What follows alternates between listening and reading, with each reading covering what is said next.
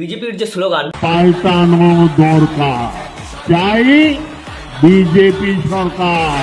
পাল্টানো দরকার চাই বিজেপি সরকার, এবার মনে হয় বাংলাতে ফেল করবে। কারণ বিজেপি শাসিত রাজ্যের যে অবস্থা, ঠিক একই রকম অবস্থা বাংলাতে হোক, সেটা বাংলার জনগণ কখনোই চাইবে না।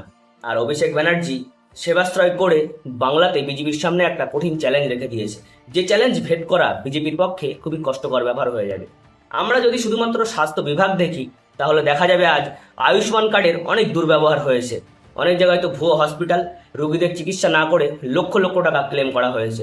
কারো যদি ইমার্জেন্সিতে চিকিৎসার দরকার হয়, তাহলে তাদেরকে কাগজপত্র নিয়ে এদিক আর ওদিকে ছোটাছুটি করতে হয়। অনেকবার তো দেখা গেছে এই কাগজপত্র নিয়ে ছোটাছুটি করার সময় অনেক রোগী মারাও গেছে। কিন্তু সেবাশ্রয় ক্যাম্পে তা হয় না। সেবাশ্রয় ক্যাম্পে মানুষ ডাইরেক্ট গিয়ে চিকিৎসা পেয়েছে। ধরুন আপনি সেবাশ্রয় ক্যাম্পে গেছেন কোনো রোগের চিকিৎসা করাতে, তো ডাক্তার আপনার কাছে কোনো কাগজপত্র বা কোনো প্রশ্ন করবে না, আপনার ডাইরেক্ট চিকিৎসা করেছে। তো এটা তো গেল স্বাস্থ্য বিভাগ। এরপরে আসে মহিলা। তো বাংলার সরকার মহিলাদের জন্য লক্ষ্মীর ভাণ্ডার, বৃদ্ধ ভাতা, কন্যাশ্রী, রূপশ্রী আরও অনেক প্রকল্প করেছে।